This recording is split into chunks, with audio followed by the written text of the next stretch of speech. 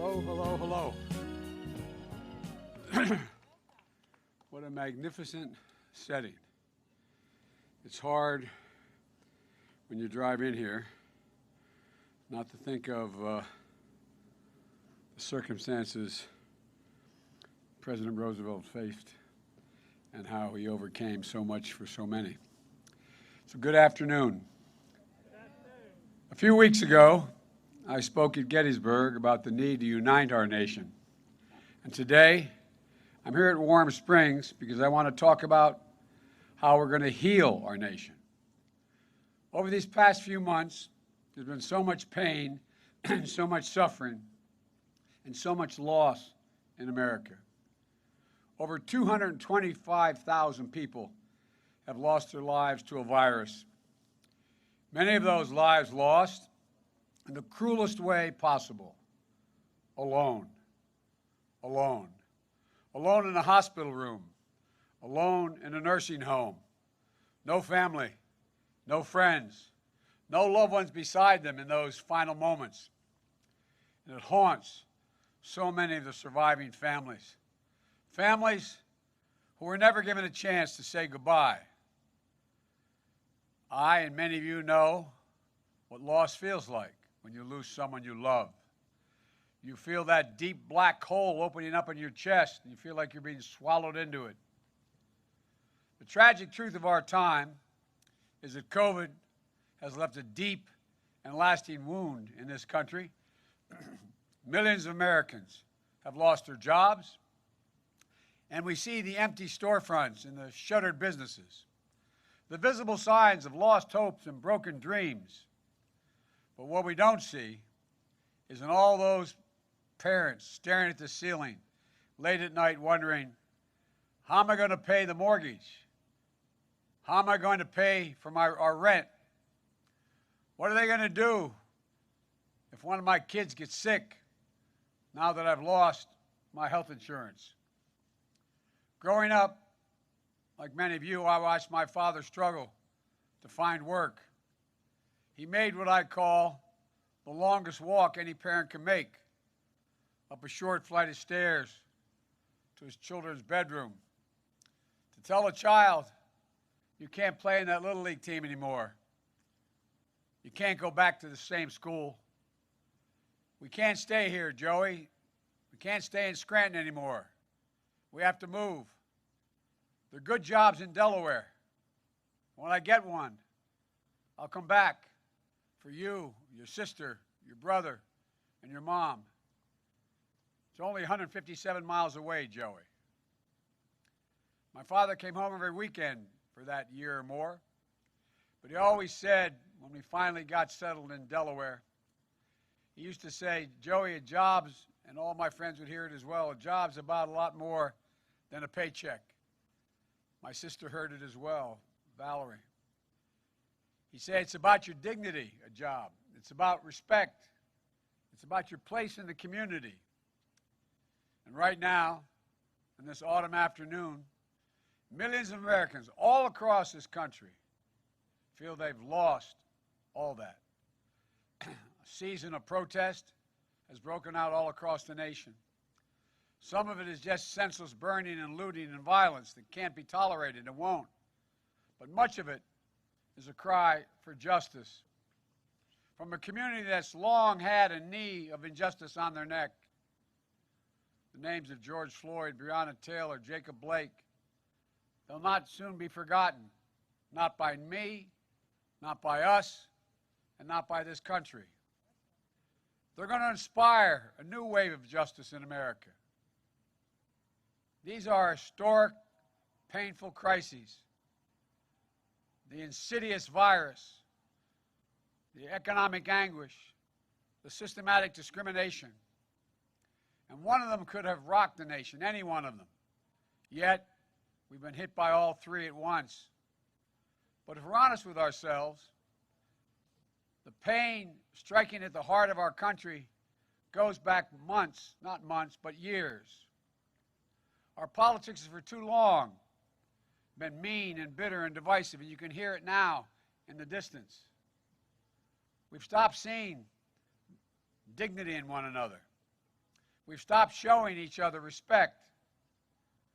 Too many among us spend more time shouting than listening, more time fighting than working together, more time demonizing and denigrating others than lifting them up. The divisions in our nation are getting wider. Angry people are upset. Anger and suspicion are growing, and our wounds are getting deeper. And many wonder, has it gone too far? Have we passed the point of no return? Has the heart of this nation turned to stone? I don't think so. I refuse to believe it. I know this country. I know our people. And I know we can unite and heal this nation. Warm Springs is a good place to talk about hope and healing. Sir Franklin Roosevelt came, quote, to use the therapeutic waters to rebuild himself. Stricken by polio, the polio virus in 1921, he suffered from paralysis. Like many other Americans of those pre-vaccine decades, FDR longed to live an independent life, a life that wasn't defined by his illness. To him, and to so many others facing physical challenges, Warm Springs offered therapy for the body, and I might add, and the soul. But it offered something else as well. FDR came looking for a cure, but it was the lessons he learned here that he used to lift a nation.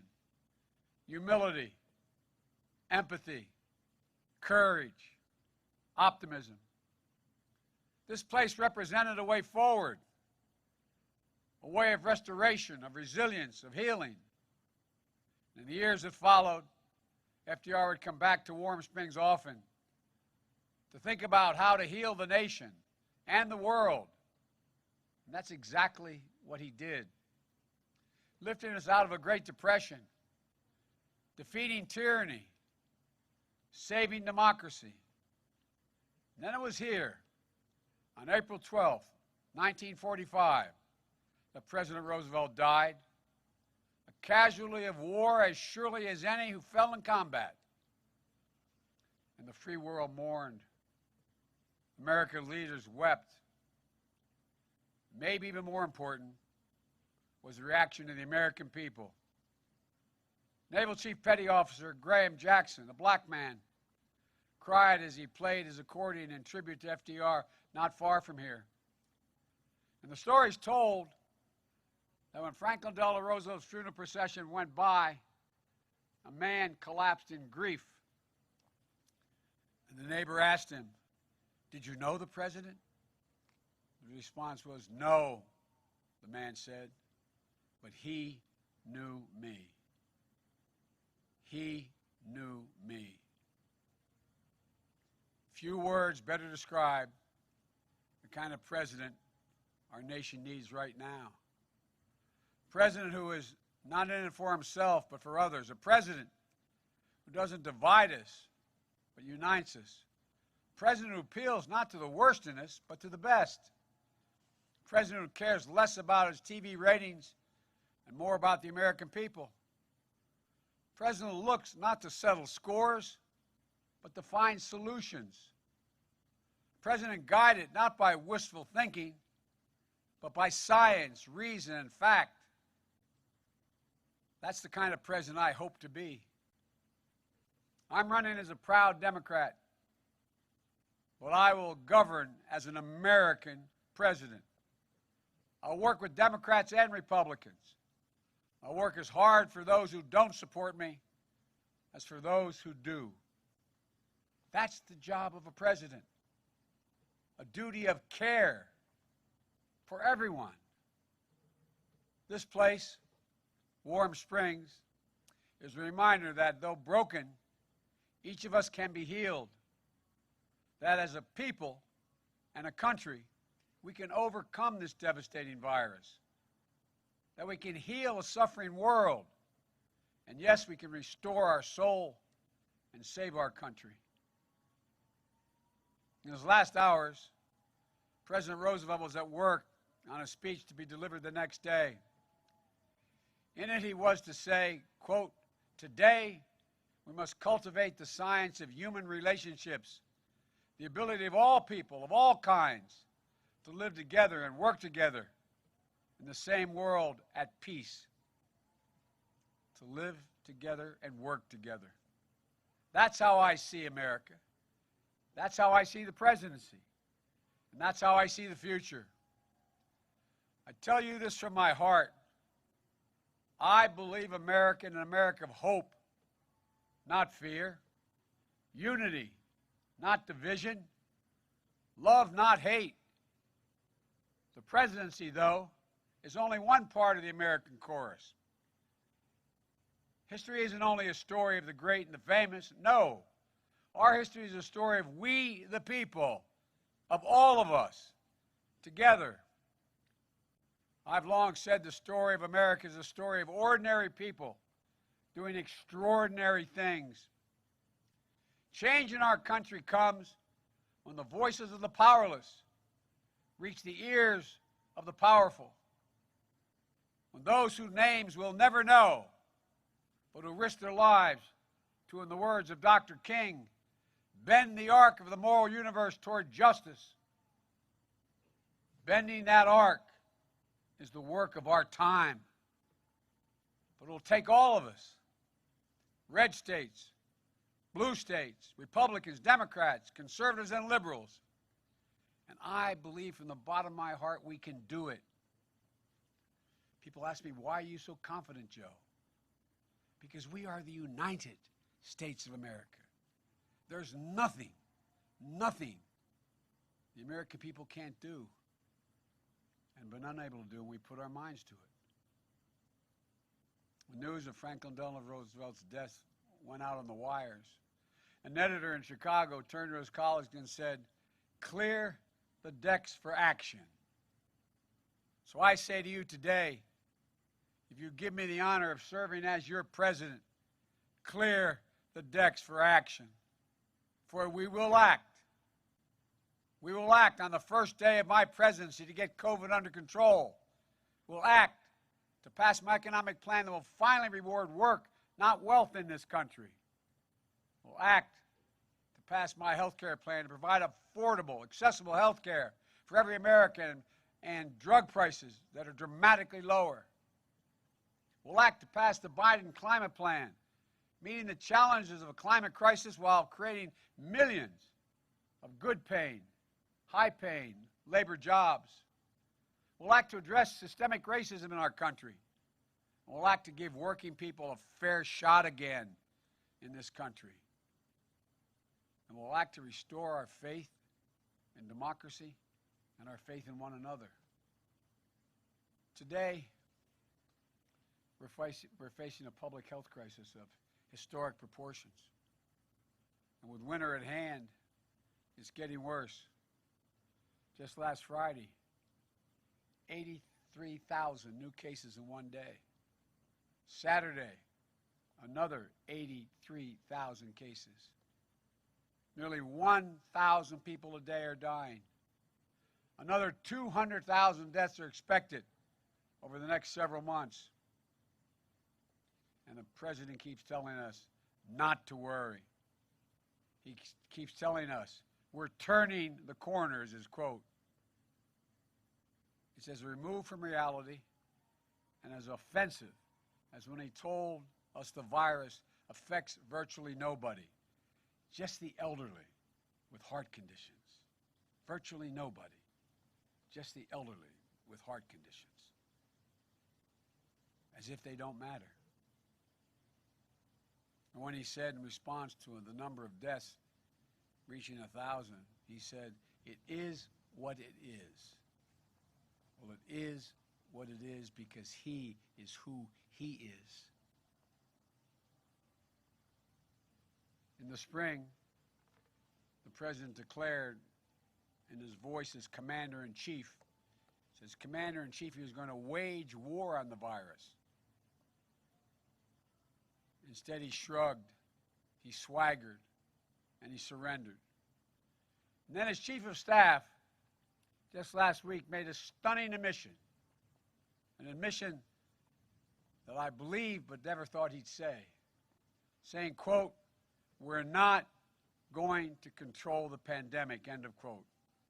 We're not going to control the pandemic. It's a capitulation. It's a waving of a white flag. It's a window into the shocking truth about this White House, that they've never really tried. Think about all the frontline health professionals who've risked and some given their lives for the last 9 months in this pandemic. Think about all the first responders. Think about all the grocery store clerks, the drivers, the delivery drivers, the trucks, teachers, parents, with their kids home from school. Think about all those who've lost their jobs. Think about all those who have been infected by the virus. Think about all those who have died. They were giving their all while their president was giving up. Well, I'm here to tell you, we can and we will control this virus. As president, I will never wave the white flag of surrender. Just imagine where we'd be today if the president had embraced wearing masks instead of mocking it. Imagine where we'd be today with a president who practiced social distancing instead of holding super spreader events. Imagine where we'd be with a comprehensive system of testing and tracing. I first put forward a detailed plan on how to deal with this virus back in March. This administration ignored it. Then I released several more detailed plans in the months that followed, the most recent just last week. This administration has yet to offer a single plan. That's one of the reasons why one of the most prestigious medical journals in the world, the New England Journal of Medicine, called the president, quote, dangerously incompetent. Went on to say the president had turned a crisis into a tragedy. I'm ready to act. I know what to do. And starting on day one of my presidency, we will do it.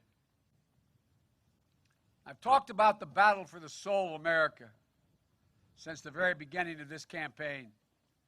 And I want to be very clear in these closing days about what I mean and about what I intend to do in that battle to assure that our better angels prevail over our worst instincts. I believe this election is about who we are as a nation, what we believe, and maybe most importantly, who we want to be. It's about our essence. It's about what makes us Americans. It's that fundamental. Time and again throughout our history, we've seen charlatans, the con men, the phony populists who sought to play on our fears, appeal to our worst appetites, and pick at the oldest scabs we have for their own political gain. They appear when the nation's been hit the hardest and we're at our most vulnerable. Never to solve anything, but only to benefit themselves.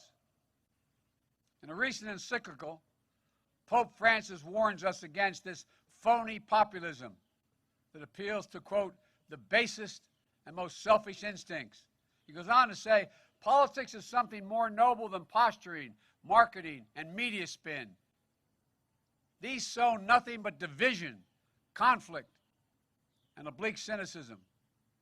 He said, for those who seek to lead, we do well to ask ourselves, why am I doing this? Why? What is my real aim?